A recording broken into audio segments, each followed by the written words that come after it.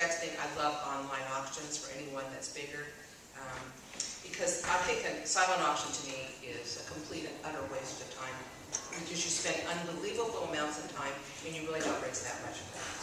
So I'd rather do it online and expose you to millions of people as opposed to the same 700 people sitting in the ballroom that you just raised all this money from. So I like to give people different avenues to give money. And my biggest thing is it has to be personal. If you don't make your fundraising appeal personal, and that's, I really am into my committee and my board, my honorees, I don't care who it is, it has to have some kind of personalization. Because if you get an invitation in the mail and there's nothing on it, you're going to throw it in the trash. But if someone's taken the opportunity, taken the time to write you a note, sent you an email, called you, you're going to think twice about saying no. So we like to spend a lot of time with our committees making those personalized. And it really results in huge amounts of dollars. I just throw on the texting thing, just for those of you who might be curious, the Text to Haiti campaign raised well over $30 million since January. So it's pretty, $10 at a time TV. We're going to talk about that some more, but I do want to delve into that. No, I'm just sitting here thinking, I would love to have 700 people in a ballroom. I would love to have Dustin Hoffman and Jeffrey Katz. We can't get Lou anymore. I mean, for some of the smaller nonprofits, whether your startups are just again a small nonprofit, to even get there, you got to build a great board. And it's your volunteers, I believe, that are going to be filling the seats, selling the tables, asking.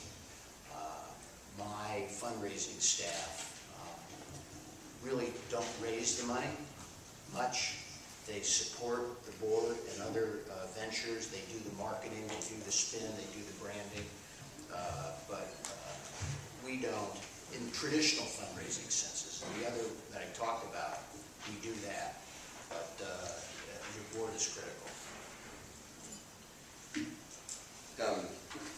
I think some of the clients in this room that I have, we've talked extensively about boards. It is absolutely one of the most important things that you can do in terms of building your organization. A lot of people look at their organizations and they start building up the programs and they don't build out their infrastructure, their team. The board is your team. They're your advisors, are the people that you're going to activate, that you're going to empower to help grow your organization. If you don't spend a lot of time, like Ron said, on your board building, maintaining the relationships, expanding and building the culture of your board, you're really going to put yourself in a situation which is going to be that situation where you constantly struggle, you're swimming upstream. But if you get the right people empowered, we all know what this means, you guys can do a lot of things. Even as a small charity, you can build these organizations up.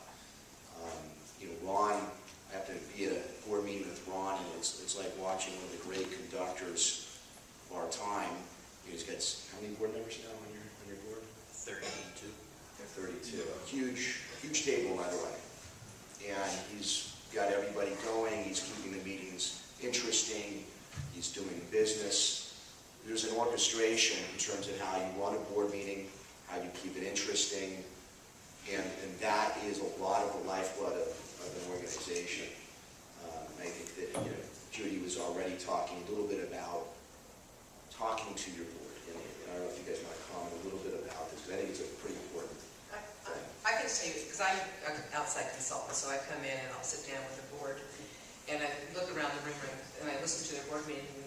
The one thing that first thing that I think is alarming is that it's playtime. I mean, they don't run it like a business. And I'm thinking, my God, these are people's lives or whatever it is you're doing, and they don't even have an agenda. So right away, I got to change that.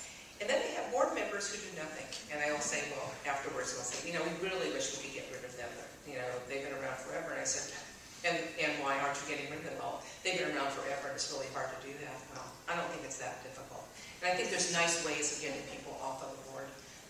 It's like when I go in and meet with people and they'll tell me about this unbelievable, they want to take this to the next level, but they have this great event They don't want to change it. It's the most fabulous event. Everybody loves it. And I'll say, so how was your money? Well, it's gone down in the last few years. But it's so wonderful. People can't wait for this event. So how many people come? Well, it's down a little bit, over the last few years. So you have this fabulous event that nobody comes to anymore, doesn't give money. So what's so fabulous about it? So I think it's just sometimes somebody listening and saying and talking back and repeating back to them in a nice way. We spend a lot of time with the board. I am such a huge proponent of boards, either giving, getting, or doing something or getting off. Yeah, I think for our organization, there are a number of different kinds of boards that serve nonprofits. Everything from sort of an operating board where you really need the functional expertise to take over because you don't have the staff or volunteers that can do it, to maybe a service board that's full of representatives in the community so you have that feeling of connection, to governing boards where your purpose mostly is to just oversee the staff and make sure things are on track and not going in the dumpster. And then what I think the new model is for most of us, and Red Cross certainly, is a fundraising board. And we have people on our board that we've been transitioning actively over the last 5 years as we've gone from truly a service board. We've gone through all 4 of those boards in the last 5 years, and we've now arrived at the point where we understand and we are trying to communicate that to be on the board of the American Red Cross, our principal function is to fundraise. It was not that way a year and a half ago. A year and a half ago, our principal function was governance, and I think that was one of the things that our national headquarters helped us understand is we don't really have to govern. They want us to. They want us to make sure that things are being done properly at the local level. But our principal function is to help keep this place going and bring in money to pay for all the services. And the other thing that I think is even more challenging for us in Los Angeles, when you think about places like Biloxi, Mississippi, that gets hit with a hurricane or major disaster.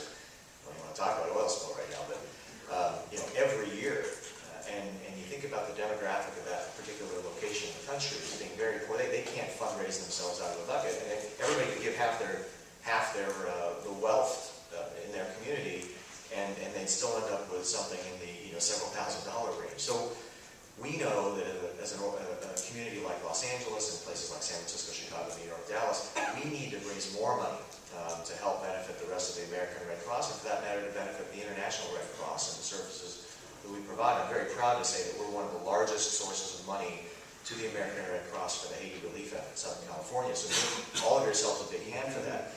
But we have to instill that mindset in our chapter and in our board and in our community that we're here. We don't have to look over the books as much anymore. We really need to have our connections, build our relationships, and grow the money to levels that we've never even seen before. So that's job number 1 for the board members, and there are some who are not particularly comfortable with that.